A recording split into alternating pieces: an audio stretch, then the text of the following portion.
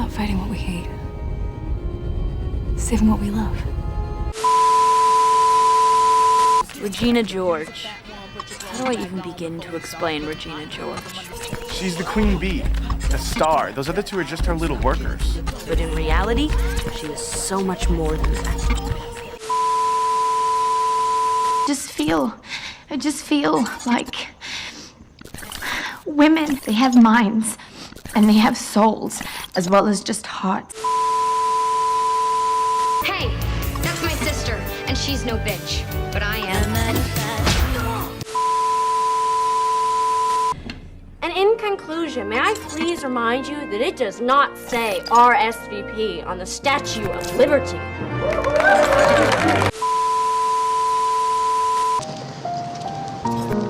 You know, the first time we met, I really didn't like you that much. I didn't like you. Yeah, you did. You were just so uptight then. You're much softer now. You know, I hate that kind of remark. It sounds like a compliment, but really it's an insult. Okay, you're still as hard as nails. Are we becoming friends now? Well, yeah. Back in action, back on the street, back in the saddle on some other kind of seat. We're back in action, getting things done, getting geared up for some action-based fun. We're like buddy cops, but we're not cops. We're buddies for whom the action never stops. First of all, I really, and Ryan has said this before, I think his idea behind writing this character was the idea, like in many of the other films, that essentially someone who is kind of this nobody and this background player can face the challenges that come up, and a nobody can turn into sort of an unlikely hero.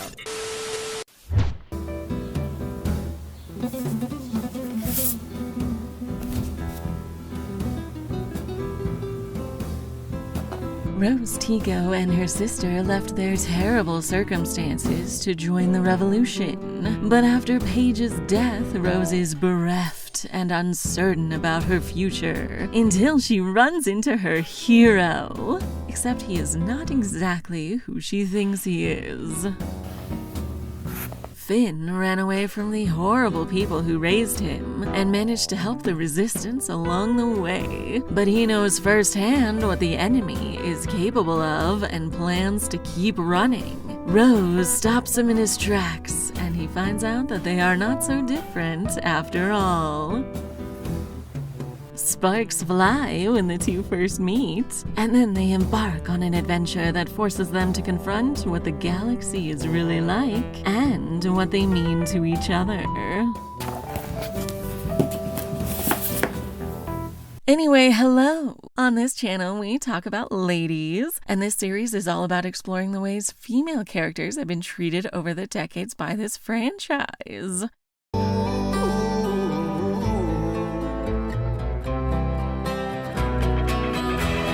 And honey, I am quite aware of how Rose has been treated, so if you're not on board with celebrating an excitingly unique and interesting character, don't let the door hit you where the good Lord split you on the way out.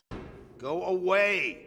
For the rest of you, we're going to be talking about Rose's integral role in the story, her character arc, and how she subverts expectations. Let's get started.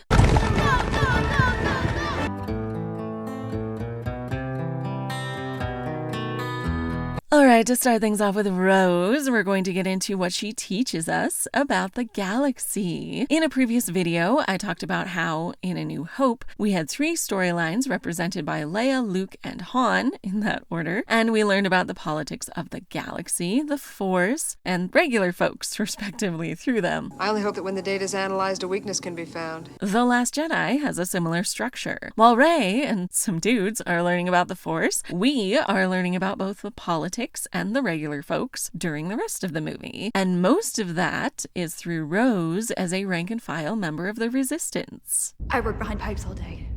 Doing talking with resistance heroes is not my forte. For now, what do we learn about the Resistance from Rose? Well, why people join it. The First Order stripped our ore to finance their military. then shelled us to test their weapons. And we learn that it is made up of people and is therefore not infallible. Folks are deserting. I've had to stun 3 people trying to jump ship in this escape pod? What? They were running away. That's very different from what we knew about the rebellion in the previous trilogy. But this shouldn't make us like the Resistance any less. It only shows that these are real people, not paragons. And we see the ones we know struggle with what to do and with plodding on in the face of hopelessness. The galaxy has lost all its hope. Yes, some will go the self-sacrifice route when crap hits the fan, but some are going to want to run. By boarding one. With a packed bag. Like Finn is doing. But we'll come back to what she teaches us ideologically. Let's continue with the galaxy as a whole. My sister just died, protecting the fleet. And you were running away. Going to Cantobite with Rose gives us some important insight into how the First Order has so successfully terrorized the galaxy while being virtually unopposed. Apparently this dude in the gold robe is loaded. There's only one business in the galaxy that'll get you this rich. In the previous trilogy, we had a central empire that controlled everything in the galaxy, but the farther out, the more lawless and wild things became. While this trilogy has the opposite. The First Order started outside of the galaxy, where the Republic mostly ignored them, and they took advantage of the politically poor but resource-rich planets on the Outer Rim. My sister and I grew up in a poor mining system. Which is certainly an interesting concept. And we see firsthand how the Resistance recruits members. We're with the Resistance. By offering hope and freedom from oppression. All oppression, not just from the First Order. Do you think Snoke is sending orders to this guy to whip children? No, but when those in power start abusing it without repercussions, that quickly makes a lot of people who have any bit of power decide that they can follow suit. They took everything we had. Moreover, Rose explains how the War Machine is a profitable venture for people who have no stakes in it. DJ confirms this. This guy was an arms dealer. Made his bank selling weapons to the bad guys. I'm the good. None of these people think that it will matter to them who ultimately wins, or even that anyone could win. But this is just blind greed on their part. Do you really think siding with the willing to blow up entire planets people is gonna pay off? All remaining systems will bow to the First Order! Well, I never thought they would blow up my planet.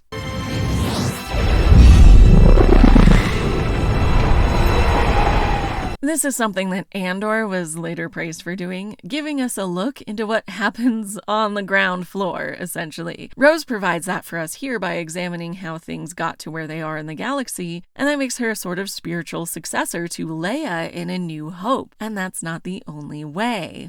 I recognized your foul stench when I was brought on board. You lying stink! What is Leia's most famous line? Help me, Obi-Wan Kenobi. You're my only hope. Because one important thing folks sometimes forget about Star Wars is that it not only represents dystopian politics, but also how to survive under them. In the Orig Tridge, Leia was running out of hope, and then A New Hope came along to revitalize the fight, and ultimately give the rebellion the hope it needed to defeat the Empire. With the Imperial fleet spread throughout the galaxy in a vain effort to engage us, it is relatively unprotected.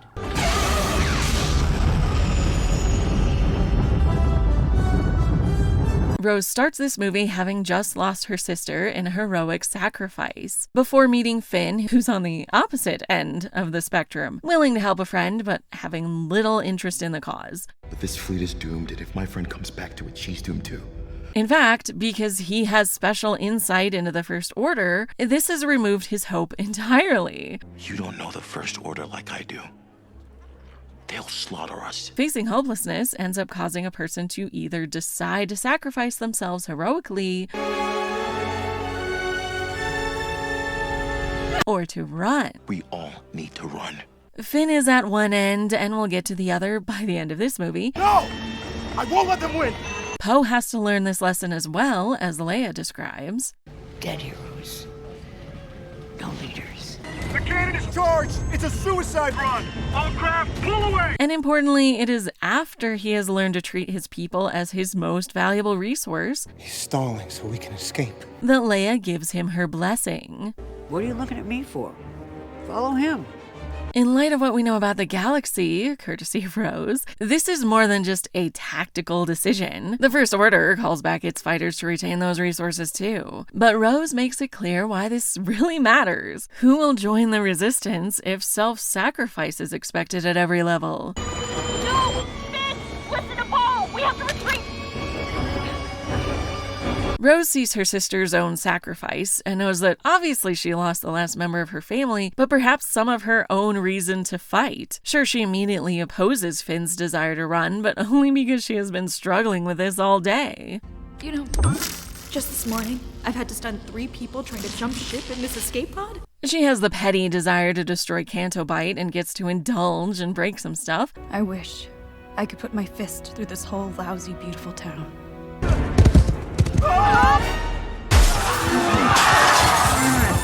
But ultimately the reason to do it was this. Now it's worth it. And having an impact on the people there who are suffering, reminding them that the Resistance exists and is still fighting. And going down in flames may look cool and be very heroic, but where would the Resistance be if that was how everyone did it? Behind! Wait!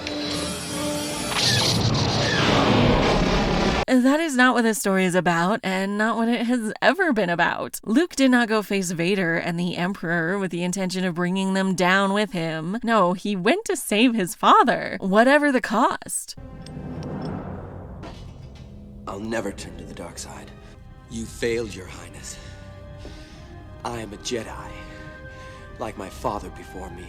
He had hope his father could turn, and that is the point. That is why the original movie is called A New Hope. Not because Luke himself is the savior of the galaxy. He has almost nothing to do with the ultimate success of the rebellion, and in fact, after this moment, fails a lot to help them. There's a meteorite that hit the ground near here. I want to check it out. It won't take long. We're not going to regroup with the others. Vader wants us all dead. He doesn't want you at all. He's after somebody called a Skywalker. Friends you have there. They were in pain. I'm endangering the mission. I shouldn't have come. As long as I stay, I'm endangering the group and our mission here. Everything that has transpired has done so according to my design. From here, you will witness the final destruction of the Alliance and the end of your insignificant rebellion. But his presence means that the regular folks have a hero to look up to, and that gives them reason to continue. Something he gets to represent again at the end of this movie, by the way. Each wonder by Ken Shikutska, Luke Skywalker. Like Leia in A New Hope, Rose says the thesis of the movie, if not the series. That's how we're gonna win. Not fighting what we hate.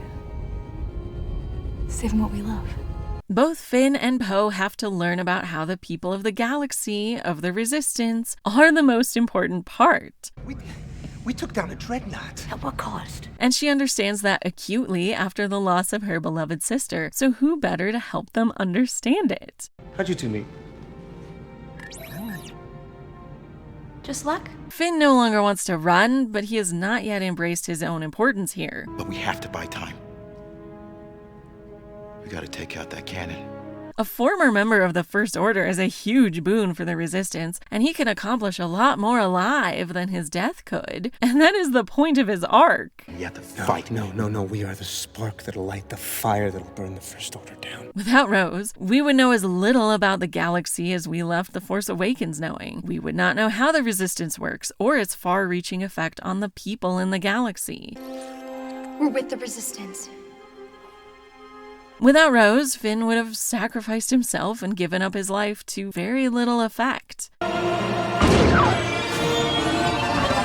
Without Rose, we might have clear evidence of what it means to be the bad guy. The treachery of the loathsome Resistance! But no idea what it means to be the good guy instead. I saved you. Tell me. That is why she's a spiritual successor of Leia, almost certainly written that way by Carrie Fisher herself, who notably worked on this script along with Rian Johnson. Anyway, Rose is an essential part of this movie and of the Resistance, but she is more than that, so let's get into her character arc.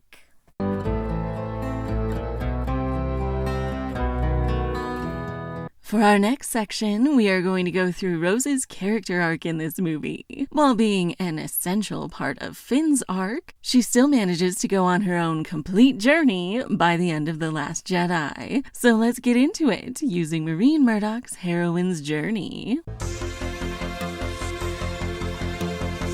The first step for the heroine is to separate from the feminine. For Rose, this is tangibly her sister. My sister just died. And a painful separation it is, as we see when we first meet her. More metaphorically, Rose is separated from having any hope. She may be dedicated to the Resistance, but she idolizes Paige, who died for the cause. And she's been seeing people try to abandon ship all day. You know, just this morning, I've had to stun 3 people trying to jump ship in this escape pod. Adding Finn to that number is quite a blow for her, and it will take some time for her to recover her faith. With a packed bag. The next step is to gain masculine allies who will guide the heroine through the adventure for a while. This is mainly Finn, but a little bit with Poe, BB-8, and arguably DJ later on. Finn is the main ally she has as they navigate their feelings about the Resistance together. Okay, we get in, we find this codebreaker, we get out. You know this town? And they are great foils for each other. He largely represents her darker feelings about the hopelessness of the situation and the selfishness of wanting to escape it, while she reflects back his more heroic ideas and the importance of selflessness for the cause. Let's find him and get out of here. The third step for the heroine is to go through a road of trials with her new ally. For Rose, this is everything on Canto Bight. Were those what I think they were? It has its ups and downs, failing to find the codebreaker, watching the race, talking to Finn about why he shouldn't be impressed by all of this, finding the codebreaker but being arrested. This is mostly the section in which Rose is reflecting her ideals back at Finn for him to decide what to do about DJ's suggestion, and therefore not really a test of Rose's ideals. That comes next. The fourth step is the illusion of success. Rose has several moments of success that are ultimately an illusion, for the most part. First, they manage to escape the jail and even break everything in town as they get out of there. Stop enjoying this! Stop enjoying this! The boy who helped them believes in the Resistance, something that will be important later and is not an illusion, but the rest of it really is. What does a bit of property damage do against these wealthy folks?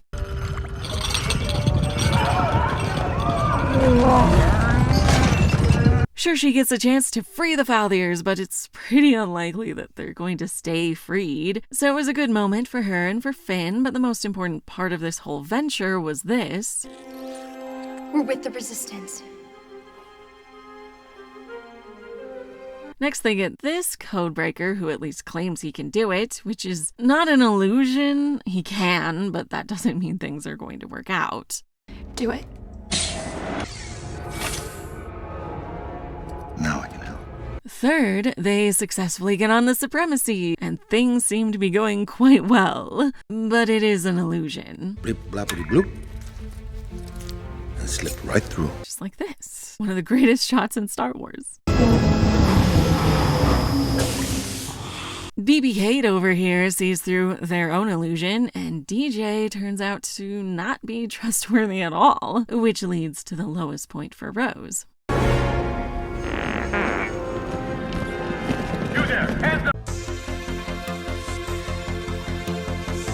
The fifth step for the heroine is to experience spiritual death as a result of where her choices have taken her so far. She went against her commanding officer and abandoned ship herself, in spite of her principles. They were running away. All because these heroes seem to know what they're doing. Poe, we gotta do this. It'll save the fleet and it'll save Rey. It's a need-to-know plan, and she doesn't. And worse than that, she is part of how the Resistance is being destroyed. No, you're too far out. Full speed to planet Fall. Full speed. DJ makes a deal with the information they foolishly let him overhear. Holdo's loading the crew in the shuttle. She's going to abandon ship. Where are you? And now Admiral Holdo's clever plan to save them all is for naught. You lying snake. It is truly the worst thing that could have happened to Rose. To know that she doomed her fellow Resistance fighters to be sitting ducks without even the dignity of making a difference with their deaths like Paige managed to do.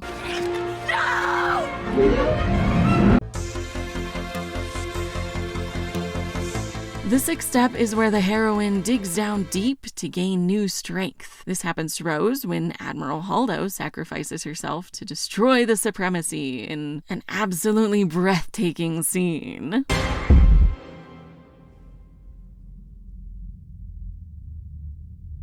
Presumably, Rose does not know exactly what happened in space to cause all of this chaos, but she does regain hope. The Resistance was not lost. At least, not yet. They managed to counter the First Order, and she has hope of getting herself and Finn away from the ship to help them. There's a shuttle back that way! So she leaves this dark place that's currently on fire and leads them down to the planet. Hey! Need a lift? Seventh, the heroine yearns to reconnect to the feminine. For Rose, that means rejoining the Resistance. She's upset to see how low the numbers are. Is this all that's left? But she has regained her hope at this point, and she uses her mechanical skills to help them mount a defensive and make a stand. Rose, what do you got? Rotted munitions, rusted artillery, some half-gutted skim speeders. The eighth step is healing the mother-daughter split, or that from which the heroine was separated at the beginning. As I said, Rose has now regained her hope for the future and for the Resistance to survive. But we have to buy time. We gotta take out that cannon. But she also reconnects with her sister, if only in spirit. She touches the necklace that matched Paige's, and it strengthens her resolve to ensure that she makes a real difference for the cause, but in a different way.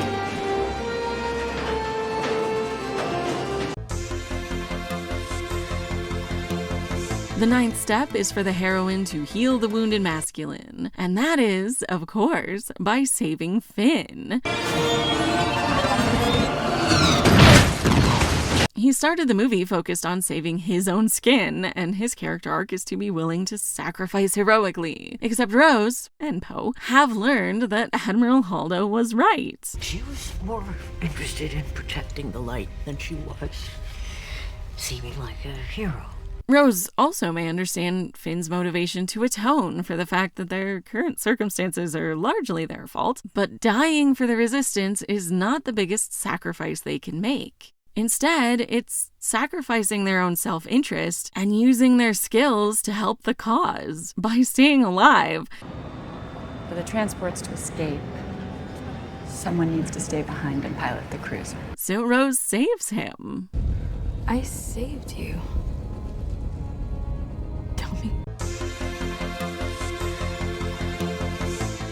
The final step is to integrate the masculine and the feminine. For Rose, the feminine was having hope in the future of the Resistance, and the masculine was Finn. So she shares her hope for the future with him, kissing him because she hopes for a future of more than just serving the Resistance together, if you know what I mean. That's how we're gonna win. Not fighting what we hate. Saving what we love. So overall, Rose goes through the whole heroine's journey. She starts the movie in a dark place, having lost her sister and her belief in the cause. Then she meets Finn, and through helping him understand what she has always believed in, she reaffirms what the Resistance means to her, and that there's still hope left. She's certainly written to be here as an example for Finn, as I'll get into in a moment, but she's also allowed to be much more than just story fuel. She has her own arc, and it is an inspiring one. We see her be vulnerable and upset, uncertain about her choices, and come out of it stronger than ever. She's definitely a high point of the series.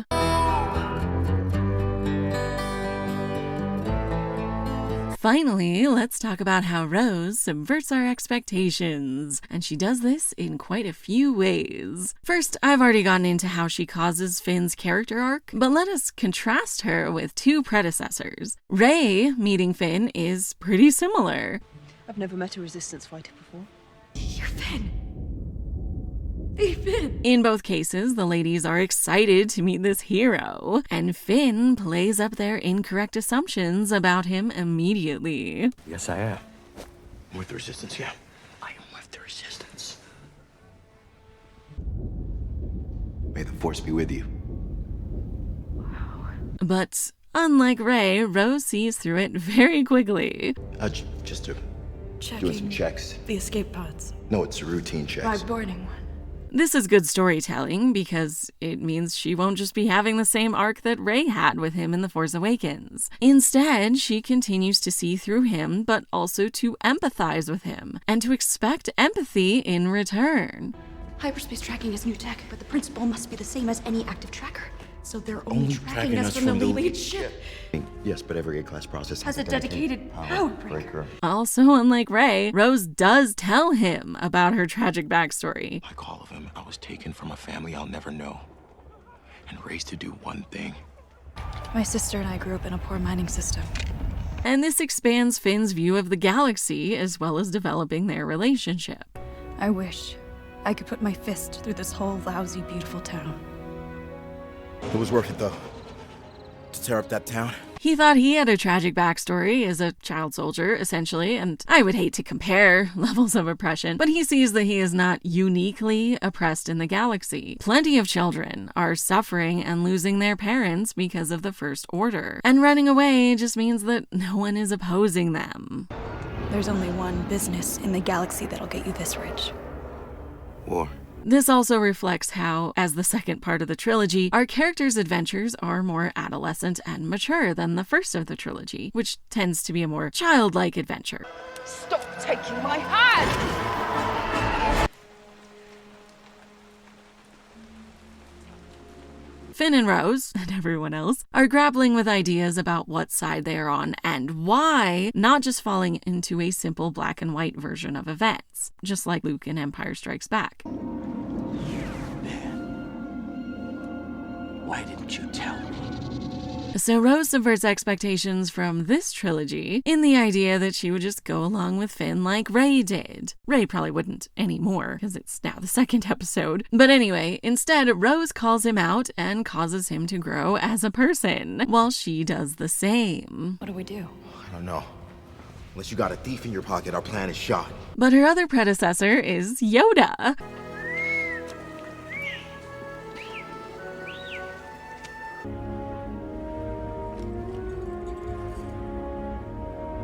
Pushing our hero to get a better understanding of the galaxy and questioning his devotion to the cause. Finn and Luke are, of course, in pretty different places at the beginning of these movies, but functionally, Rose and Yoda have the same role. You will destroy all for which they have fought and suffered. You're a selfish traitor. However, unlike Yoda, Rose is not a fount of wisdom who's infallible, but instead is a peer for Finn, who goes on the same adventures and also learns from it. She may be a bit further along the journey and able to tell him a thing or two. What now? No, wait, please don't! But a lot of moments are set up to have them on the same page. I especially love how much this movie makes it clear that the two are in this together by sharing looks to react to everything. It's a great way to write a friends to lovers story, starting out with some conflict but quickly emphasizing their similarities over their differences. And those just grow with time and experience. Yes, but every A-class process Has a dedicated power breaker. So Rose subverts the expectation that she could only be a love interest or a mentor, but manages to be both and to have her own arc at the same time. It's very good writing for her to manage so many hats. Good time to figure out how we get back to the fleet? I know where the nearest escape pods are. Of course you do. But now let's turn to some ways Rose subverts expectations on a more metatextual level. And I don't mean this to throw shade at any of the previous movies, but there are two things that were a long time coming I want to discuss. First, look at our leads. It was common for the times, but what do you notice about these people compared to the sequel trilogy? Yeah, it's pretty white. For example, when I was working on Attack of the Clones, I was struck by how they have broken the mold a bit with a couple Hispanic folks and several people who are Asian/Pacific Islander, which is great, but they're not like really main characters. And I bring that up specifically because Star Wars is known for its Eastern influences. This movie has an homage to Rashomon, but clearly Kurosawa's work has inspired a lot of the series. And well, the Queen of Naboo may be the most obviously Asian-inspired costume we see, but it is pretty prevalent throughout, while actual Asian people are fairly light on the ground. The day we stop believing democracy can work is the day we lose it. So finally having an Asian woman as such an important character in a franchise this high profile is pretty awesome. I saved you. And the other way Rose introduces something that would have probably been better earlier is the amount of world building she brings to the table. And who do you think these people are? Before her, we had some insight into everyone's lives on Tatooine, but very little knowledge about how the rest of the galaxy operates. The galaxy has lost all its hope. But my point is that, unlike A New Hope, The Force Awakens did not do a great deal of world building. How the Resistance, the First Order, and the Republic affect anyone living in the galaxy is not really clear. I mean, we get this imperialist speech, and Hux murders billions of people right after, so it's not like we're confused about the stakes or the sides. In a system far from here, the new Republic lies to the galaxy! Looking back at A New Hope, all three of our main characters show how the Empire restricts and tramples on all of its citizens, not just political adversaries. See my Leia video for specifics. Alderaan is peaceful. We have no weapons. You can't You will possibly... convert another target, a military target? Fear will keep the local systems in line. Even though The Force Awakens had Finn, a member of the First Order, who defected, which told us both that the First Order is far-reaching and that it takes children to be soldiers instead of clones. But once he's off the base, we learn almost nothing from him except a few incidentals. Do you think this will work on the stormtroopers? Yeah, their masks filter out smoke, not toxins. Sort of like the writer doesn't always remember his backstory when setting up jokes or whatever. Like, why does he know who Han Solo is? Han Solo, the rebellion general? No, the smuggler. Wasn't he a war hero? Or the Han Solo that fought with the rebellion? How would he have learned this? What's a Rathtar? You ever heard of the Trillium Massacre? No. Good. Why is he explaining anything to Rey? Shouldn't she be explaining everything to him? And raised to do one thing. Which is another way Rose's writing is better, because it takes their backstories into account when they interact. Oh, yes. This place is great. Okay. Also in The Force Awakens, Poe informs us about the Resistance at the beginning, but after the TIE Fighter goes down, the only reason he's around is to introduce Finn to more important people and give us a point of view character during the attack on the base. Which is nice, but it's sort of bad writing that we don't organically otherwise care about any of these people. What I'm saying is that either these characters should have given us information about how the Resistance works, who the Republic is, and why the First Order attacked them. Leia managed to do both single-handedly in A New Hope. Governor Tarkin. I should have expected to find you holding Vader's leash. But fortunately, Rose is here to pick up the slack and tell us what we sort of needed to know about before, while also guiding both of them and herself into a solid understanding of what it means to be a hero in this galaxy. When we heard about it, my sister Paige said, Rose, it's a real hero. And she does a great job. Now it's worth it. So as much as I enjoy The Force Awakens, the lack of proper world building is definitely felt and makes the future of the galaxy hard to parse. And I'm sure a lot of the reason why Rose in particular received backlash is because she represents a lot of things people with headcanons didn't want to hear. There is a conflict in the galaxy that's not just the same as before. Finn and Poe are not perfect, ooh-woo, and need to grow as people. There haven't been female leads of color before, and there should have been. Heroic sacrifice is not a good or sustainable approach to conflict. Oh, get your head out of your cockpit. There are things that you cannot solve by jumping in an X-Wing and blowing something up. She was more interested in protecting the light than she was seeming like a hero. That's how we're gonna win. Not fighting what we hate. Saving what we love. A lot of people just decided The Force Awakens was the entire story, while ignoring what it has and what it lacks. And Rose, in a lot of ways, embodies a logical continuation of that movie, while also filling in some of the holes left in it. I wish I could put my fist through this whole lousy, beautiful town. Plus, let's be real, just like with Rey not being filmed in the male gaze, Rose isn't either, and a lot of folks apparently cannot care about women who are not shown to be hot. So they found this kiss just as baffling as this one, because seeing a relationship from the lady's perspective is so unfamiliar. Oh, yes, he can. But that depresses me, so I'm just gonna end this section on this note. You do not have to like every character in any franchise, but Rose is a thoroughly fleshed out character who teaches us things we would not otherwise know about this universe, and is essential to establish what it means to be a hero in this story. What I'm saying, ladies, is that this is a great question for a first date, because disliking Rose is a pretty vibrant red flag. It's a terrible place filled with the worst people in the galaxy. Great.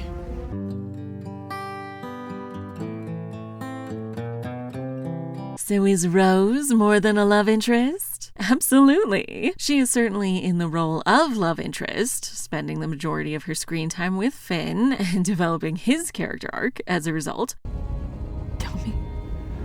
But she is also her own person, on her own arc, and she embodies the main theme of the movie. Saving what we love. She takes us through some much-needed world building and shows us what it means to be a hero in this galaxy. My sister Paige said, Rose, it's a real hero. Know right from wrong and don't run away when it gets hard, she said. Thank you for listening to me talk about one of the most unique Star Wars characters. Just luck? Next time, we'll finish up the first trilogy with Leia. I love you. I know. Please like, comment, subscribe, ring the bell, join my Patreon, buy me a coffee, all the things so you don't miss it. See you then.